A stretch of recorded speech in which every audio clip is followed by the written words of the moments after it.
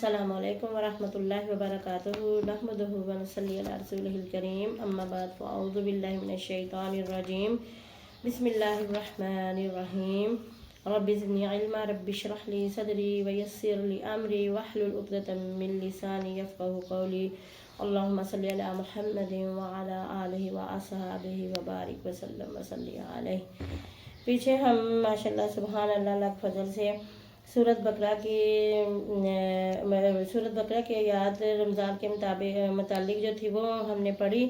اور آج ہم دوبارہ پیچھے آ گئے ہیں اور آیت نمبر سورہ بقرہ کی 110 سے شروع کریں گے۔ چلیں جی تلاوت کیجیے۔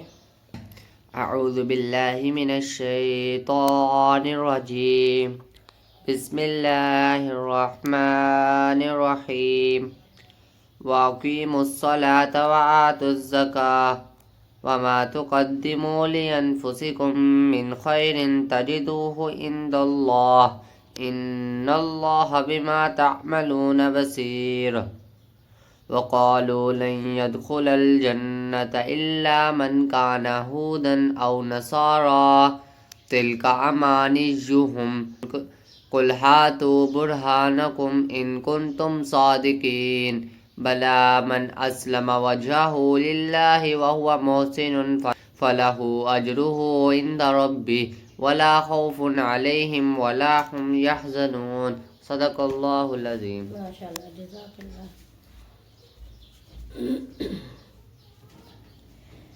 وَأَقِيمُوا الصَّلَاةَ اور قائم کیجیے نماز، وَآتُوا الزَّکَاةَ اور دیجیے زکوٰۃ، وَمَا تُقَدِّمُوا اور جو آگے بھیجو گے، لِأَنفُسِکُم اپنے لیے، مِن خیرٍ بھلائی سے، تجدوہ پاؤ گے اسے، عند اللہ اللہ کے پاس، ان اللہ بے شک اللہ تعالیٰ، بما تعملون بصیر بما اس پر جو تم عمل کرتے ہو، بصیر دیکھنے والا ہے۔ اس آیت میں اللہ پروردگار نے فرمایا ہے کہ وَأَقِيمُوا الصَّلَاةَ مسلمانوں کو فرمایا کہ اب نماز قائم کرو، وَآتُوا الزَّکَاةَ اور زکوٰۃ دو، تو اور جو بھی تم نیکی آگے بھیجو گے اللہ کے پاس اسے پاؤ گے۔ تو اس آیت کا مقصد جو ہے تزکیہ ہے۔ اس میں پہلا تزکیہ جو ہے وہ نماز کے ذریعے اپنے نفس کا، اپنے دل کا اور اپنے جسم کا تزکیہ ہے کہ ہم نماز کے ذریعے پاک صاف رہیں، کیونکہ نماز جو ہے اللہ تعالیٰ نے ہمارے جسم کے لیے ایسے ہی اس کو ضروری قرار دیا ہے کہ جس طرح سے ہم کھانا کھانے کے بغیر جو ہے ہم نہیں بچ سکتے، تو مسلمان جو ہیں اللہ تعالیٰ کی بندگی میں سب سے پہلا حق یہی ہے کہ وہ اللہ تعالیٰ سے محبت کرتے ہیں، اللہ کے غلام بندے ہیں، تو اللہ تعالیٰ کی بندگی کریں اور نماز ادا کریں۔ دوسرے مذاہب میں ورزش کو اہمیت دی جاتی ہے، اور ہمارا مذہب اسلام تو ماشاءاللہ اتنا پیارا یہ مذہب ہے کہ ہر بات میں بھلائی ہی بھلائی ہے اگر انسان اپنانا چاہے تو۔ اگر ہم 5 وقت روزانہ نماز ادا کریں گے تو ایک تو ہمارے نفس کا تزکیہ ہوگا کہ ہم نے کوئی برائی نہیں کرنی، اگر ہم نے کوئی گناہ کرنا ہے، کوئی برائی کرنی ہے، تو ابھی تو ہم فجر کی نماز پڑھ کے اٹھے ہیں، سارے اس دوران ظہر تک اگر کوئی خطا کریں گے تو اللہ کے سامنے تو پھر کھڑے ہونا ہے، اور اس طرح سے انسان برائیوں سے بچتا ہے، کیونکہ وہ یہ سمجھتا ہے جو واقعی سچا مسلمان ہے کہ میں اگر برائی کروں گا تو ابھی تو میں نے مصلی پہ جانا ہے، میں نے نماز قائم کرنی ہے، تو اللہ نے حکم فرمایا ہمیں کہ نماز ادا کرو، اور پھر انسان جو ہے وہ برائی سے بچنے کی کوشش کرتا ہے۔ اسی طرح وَآتُوا الزَّکَاةَ اور زکوٰۃ دو، تو حکم دیا جا رہا ہے کہ اپنے مالوں کو بھی پاک کرو، یعنی معاشرے میں جو ہے لا قانونیت نہ بن جائے، یا معاشرہ جو ہے وہ ان بیلنس نہ ہو جائے کہ ایک طبقہ بہت زیادہ امیر ہو گیا اور دوسرے لوگ نیچے رہ گئے، غریب ہو گئے۔ تو اللہ تعالیٰ نے دولت کو روٹیٹ کرنے کا حکم دیا ہے کہ اپنے مال سے جو تم نے کمایا ہے حلال طریقے سے اس میں سے زکوٰۃ ادا کرو، یعنی اپنے مال کو پاک کر لو۔ تو کتنی پیاری اللہ تعالیٰ نے یہ بات ہمیں فرمائی ہے اور حکم دیا ہے کہ جسم کو ہم نے اور ذہن کو دل کو جو ہے نماز کے ذریعے ہم نے قائم کر کے پاک صاف رکھنا ہے، اور اپنے مال کو زکوٰۃ دے کر، تاکہ معاشرہ جو ہے وہ ان بیلنس نہ ہو جائے، ڈگمگانے نہ لگے کہ امیر امیر ہوتا جائے اور غریب غریب ہوتا جائے۔ ویسے اگر ہم دیکھیں بھی تو اس طرح ہمارے معاشرے میں ہو بھی رہا ہے کہ امیر امیر تر ہوتا جا رہا ہے اور غریب غریب تر۔ یہ اسی وجہ سے ہو رہا ہے کہ زکوٰۃ دینے والے سوچتے نہیں کہ ہم نے واقعی اللہ تعالیٰ کے حکم کی پابندی کرنی ہے۔ وما تقدموا لانفسکم، اور جو تم آگے بھیجو گے اپنے لیے۔ اب اللہ تعالیٰ فرما رہے ہیں اگر تم زکوٰۃ دو گے، کوئی نیکی کرو گے، خیرات کرو گے، صدقہ کرو گے، تو تم اپنے لیے ہی آگے بھیجو گے، یعنی کہ حساب کے دن، قیامت کے دن کے لیے۔ تو وہاں پھر کیا پاؤ گے؟ من خیر تجدہ، کوئی نیکی کرو گے تو اپنے ہی لیے کرو گے اور اسے پاؤ گے اللہ تعالیٰ کے ہاں۔ یعنی اللہ تعالیٰ اتنا بڑا قدردان ہے، اتنا بڑا شکر کرنے والوں کی اللہ تعالیٰ قدردانی فرماتا ہے، نیکیاں کرنے والوں کی، کہ اللہ فرماتا ہے پھر میرے ہاں جو تم اگر نیکی کوئی آپ بھیجو گے تو تمہارے لیے ہی ہے وہاں، اور اس کو میرے ہاں پالو گے۔ اور اسی طرح پھر فرمایا ان اللہ بما تعملون بصیر، کہ بے شک اللہ تعالیٰ جو تم کرتے ہو دیکھنے والا ہے۔ کہ اللہ تعالیٰ نے اس آیت میں کے آخری حصے میں فرمایا ہے کہ اگر ہماری نیت یہ ہے کہ ہم صرف اللہ کی رضا کے لیے کرتے ہیں تو اللہ تعالیٰ ہمارے اس کام کو پسند فرمائے گا، اور اللہ تعالیٰ فرماتا ہے کہ میں جو تم کر رہے ہو اس کو دیکھنے والا ہوں، اور جو بھی تمہارا عمل ہے میرے ہاں وہ لکھا جاتا ہے، اور مجھے اس کا ہر قسم کا علم ہے۔ وَقَالُوا لَن يَدْخُلَ الْجَنَّةَ، اور انہوں نے کہا کہ ہرگز نہ داخل ہوگا کوئی جنت میں۔ کنہوں نے کہا؟ اہل کتاب نے، یہودیوں اور عیسائیوں نے۔ الا سوائے یا مگر من کانا وہ کہ جو ہودن یہودی او نصارا یا نصرانی، دونوں جو تھے ایک دوسرے کو کہتے تھے کہ ہم تم سے بہتر ہیں، ہم تم سے بہتر ہیں۔ تو یہودی کہتے تھے کہ ہم جنت میں جائیں گے، اور نصرانی کہتے تھے کہ ہم بہتر ہیں، ہم جنت میں جائیں گے۔ تل کا امانیہم، یہ ان کی آرزویں ہیں۔ قل، آپ صلی اللہ علیہ وسلم فرما دیں یا کہہ دیں، ہاتو، تم لاؤ، برہانکم، اپنی دلیلیں، ان کنتم، اگر ہو تم، صادقین، سچے۔ اس آیت میں یہ بھی بیان کیا گیا ہے، آپ صلی اللہ علیہ وسلم کو حکم دیا گیا ہے، کیونکہ یہودی اور نصرانی جو تھے وہ ایک دوسرے کو تو کہتے ہی تھے، لیکن جو مکہ کے لوگ تھے مشرکین، وہ بھی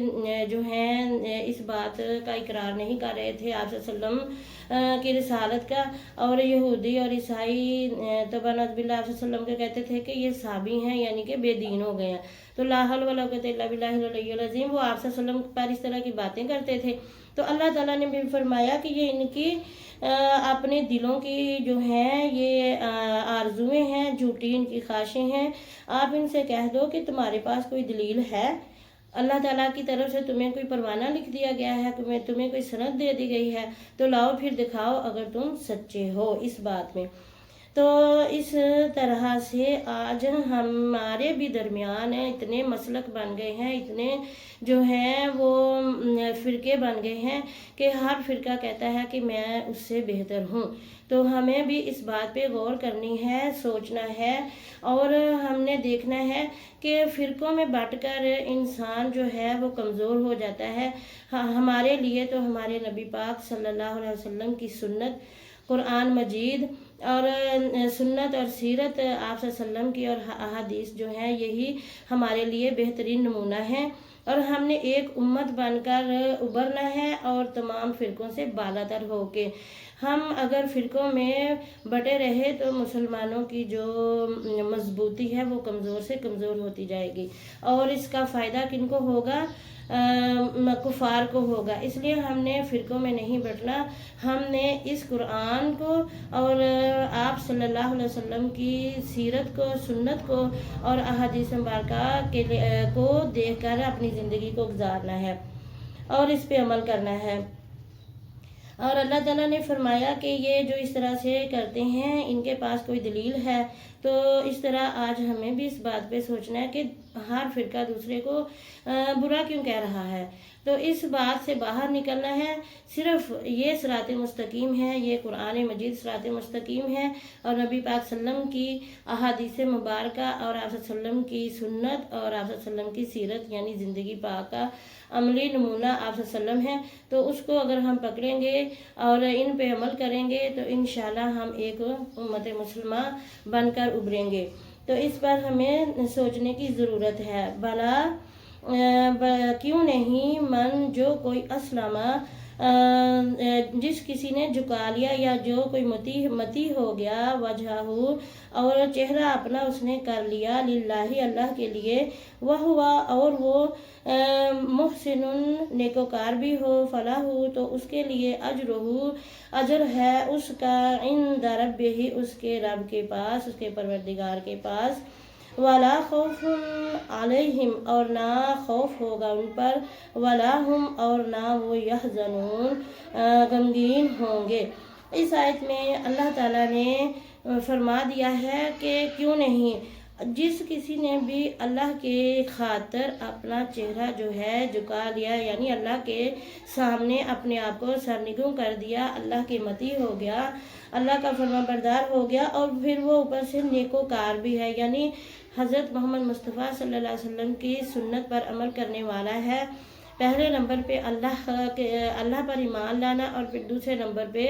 حضرت محمد مصطفیٰ صلی اللہ علیہ وسلم ہمارے آخری نبی ہیں، ان کی سیرت پر عمل کرنا اور سنت پر